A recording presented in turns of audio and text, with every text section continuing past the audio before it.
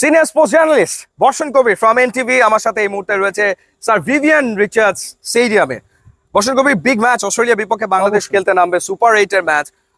এই টুর্নামেন্ট শুরুর আগে আপনি কি এক্সপেক্ট করেছিলেন বাংলাদেশ সুপার 8 এ খেলবে? মানে একদম রিয়েলিস্টিক ভাবে বললে ভেবেছিলেন এটা? 50-50 চান্স তো ছিল, কারণ আসলে প্রতিপক্ষ যেহেতু নেদারল্যান্ডস এবং আপনার নেপাল ছিল, সুতরাং বাংলাদেশ তো আশায় বুক বেঁধেছিল। খালি একটা ম্যাচটা নিয়ে আমাদের ভাবনাটা ছিল শ্রীলঙ্কার বিপক্ষে আমরা কি করতে পারি।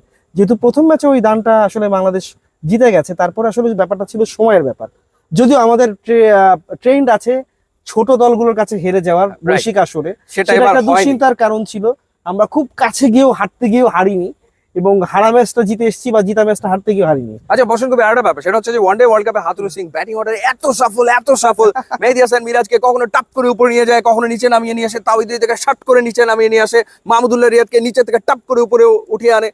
এবারে টি-20 ওয়ার্ল্ড কাপে বাংলাদেশের ব্যাটিং অর্ডার ক্লিক করছে না, তারপরে ব্যাটিং অর্ডারে কোনো পরিবর্তন আসলে ওভাবে করে করছে না হাতুরু সিং। আসলে ওনার হাতে বিকল্পটাই বাকি। এখন যদি সম্মুখে নামান, সম্মু তো খুব রানে আছেন, তাও তো না, একেবারেই না। আর আপনাকে যদি এখন লিটন দাসকে উপরে নিয়ে আসতে হয়, তাহলে আরো বেশি অদল বদল করতে হবে।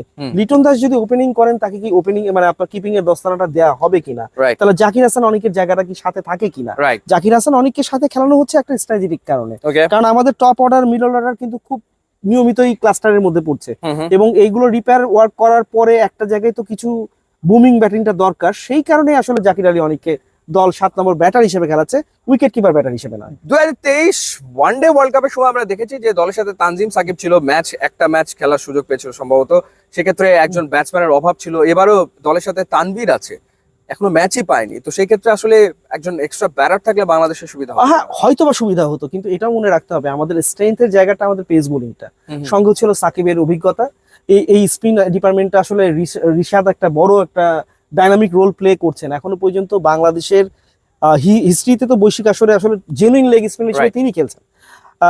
তো এই হিসাবটা যদি করেন, তা মানে আমাদের অলোক কাপালি একটা ম্যাচ খেলছেন 2003 বিশ্বকাপে, তিনি তো অলরাউন্ডার কোথায়, সেটা তো দ্যাটস এ ডিফারেন্ট ইস্যু। বাংলাদেশে যে বোলিং মেট্রিক্স, সেটার মধ্যে আসলে যে জেনুইন কম্বিনেশনটা থাকা উচিত। শরীফুলের ব্যাপারটা একটু ভাবুন, উনি আসলে জেনুইন আসলে বাংলাদেশ ওপেনিং বোলার পার্টনারশিপ থাকার কথা তাসকিনের।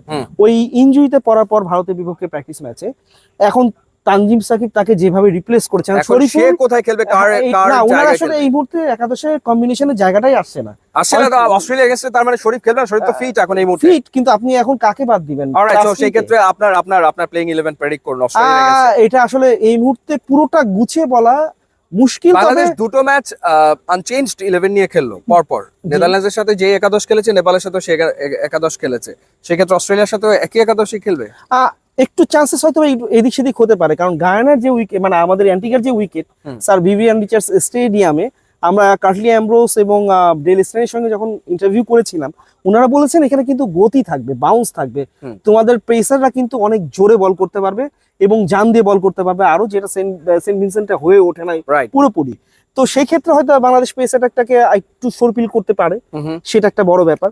সেই ক্ষেত্রে বাংলাদেশের ব্যাটারদের চ্যালেঞ্জটা কিন্তু আরো বাড়লো, উইকেটে রান থাকবে যদি ওনারা রানটা না করতে পারে। শরীফকে যদি ইনক্লুড করেন, 4 জন পেসার যদি খেলে, শিওরলি জাকারের জায়গা তো আসলে হয় না। অস্ট্রেলিয়ার এগেইনস্টে আপনি 4 পেসার খেলিয়ে দিবেন, এই দুঃসাহসিক অভিযাত্রায় বাংলাদেশ আদৌ আমার সাহসটা রাখবে কিনা, এটাও কিন্তু কঠিন ব্যাপার। কারণ আপনি যদি ওটা করেন, দলের যে কম্বিনেশনটা আছে সেটাতে কিন্তু ভালো মতো একটা ধাক্কা খাবে। আপনি এই উইকেটের যদি আপনি হিস্ট্রিটা দেখেন, সেখানে কিন্তু অবশ্যই পেস বোলারদের একটা বড় অ্যাডভান্টেজ থাকে, সঙ্গে স্পিনারদেরও একটা থাকে, মানে অ্যাডভান্টেজ থাকবে শেষের দিকে, যেহেতু নাইট ম্যাচ।